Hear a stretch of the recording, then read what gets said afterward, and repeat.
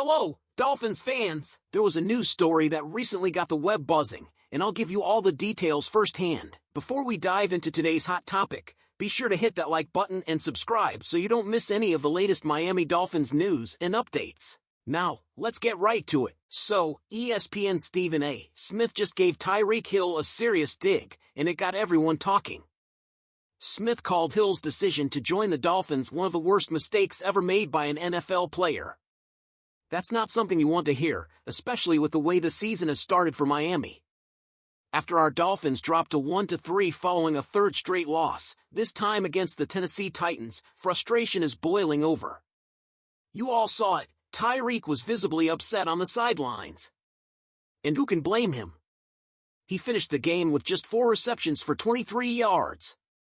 This is the same guy who was supposed to be our secret weapon, our playmaker, the guy defenses can't keep up with. But here we are, with an offense that has felt sluggish and out of sync since Tua went down in Week 2.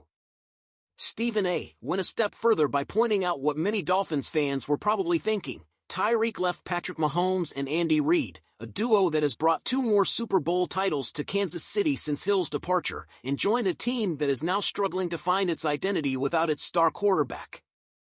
Smith wondered if Hill might regret his decision, especially considering the uncertainty surrounding Tua's health and availability going forward. To quote Stephen A. directly, "You're Tyreek Hill. You walked away from Patrick Mahomes. You walked away from Andy Reid. And now the Miami Dolphins look like crap because they don't have their quarterback, Tua, who you can't trust because of his durability due to concussions." I think this might end up being one of the biggest mistakes an NFL football player has ever made in terms of his on-field decisions, leaving Kansas City to go to Miami. Strong words, right? But is he wrong? Yes, Tua's absence was a huge factor. When Tua was on the field in Week 1, the Dolphins' offense showed what it could be: dynamic, fast, and nearly unstoppable. But since then, it's been a rough ride. Without Tua, Hill's production has dropped, and the offense has struggled to keep up. And now, with questions swirling around when or if Tua will be back to 100%, Hill's situation doesn't look much better. But let's not lose sight of the bigger picture, Dolphins fans. Hill has been incredible in Miami to this point. In his first 2 seasons here, the Dolphins finished with records of 9-8 and 11-6, making the playoffs both times.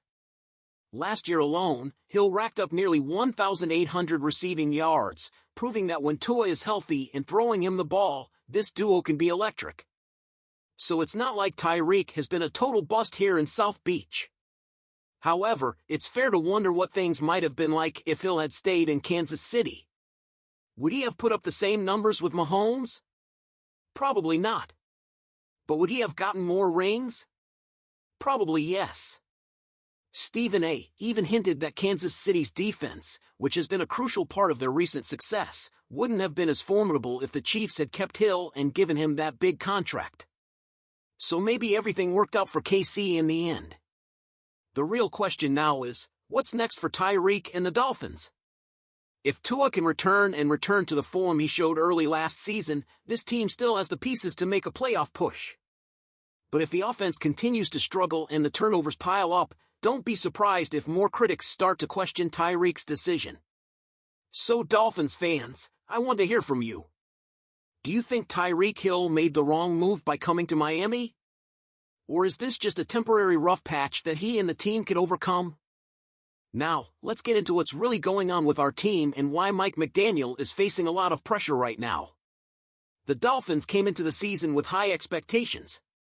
This was supposed to be the year that everything fell into place. Tua Tagovailoa and Tyreek Hill lighting up defenses, the defense becoming a powerhouse again, and Mike McDaniel proving that last year was just the beginning of something special.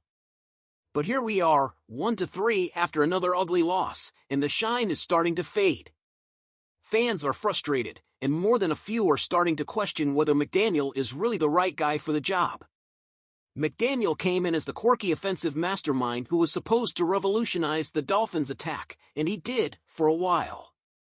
But as losses pile up and the Dolphins seem to be heading in the wrong direction, it's clear that things aren't working. And let's be honest, McDaniel has to shoulder a lot of that blame. So, where's he going wrong? First off, it's all about his game management and stubbornness with his offensive philosophy. One glaring issue has been his insistence on using pre-snap motion even though it's clearly not working with Tua out. During the Monday night loss to the Titans, the Dolphins kept getting flagged for illegal procedure because the timing was off. Without Tua's ability to make quick reads and adjust to the shifting, it just creates chaos. Tyler Huntley and the other backups haven't had enough reps with this type of offense. Instead of simplifying things, McDaniel kept pushing the same strategy, and it led to drive-killing penalties. This is a sign of a coach who isn't adjusting to his personnel. Great coaches adapt to what they have, but right now, McDaniel seems more like he's forcing his system on players who aren't equipped to handle it.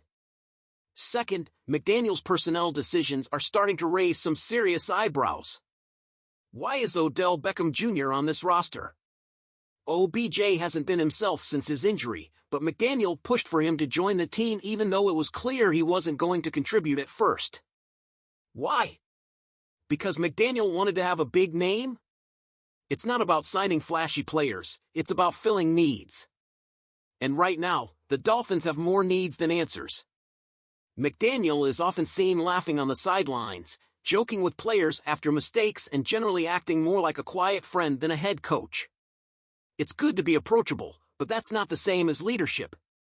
Players need to be held accountable when they make mistakes, and right now, it seems like McDaniel is more interested in being liked than demanding excellence. Finally, the most concerning issue is the overall lack of discipline on this team. From pre-snap penalties to missed blocking assignments to bad routes, the Dolphins look sloppy. They don't have the fight or grit it takes to win in the NFL. Remember what Calais Campbell said when he first joined the team? He talked about Miami's easy practices. That's not a compliment. It's an indictment of a coach who isn't pushing his players enough during the week to prepare them for the real battles on Sunday. That lack of toughness and preparation was evident against the Titans. The Dolphins were pressured, made mistake after mistake, and looked lost. This team looks weak, and that's a reflection of their head coach. And here's the thing, Dolphins fans, McDaniel can't just flip a switch and demand toughness right now. He's already set the precedent, and the players know what kind of coach he is. If he tries to suddenly become a tough leader, he risks losing the locker room completely. The problem is, if McDaniel can't turn things around, he could lose the team before we even reach the halfway point of the season. Players can tell when a coach is out of control, and right now, it's starting to look like McDaniel is losing it. But I want to know what you think, Dolphins fans. Is McDaniel the problem? Can he fix it? Or do you think we need to start looking for a new head coach? Let me know in the comments below, and as always, don't forget to hit the like button and subscribe to the channel. Fins up!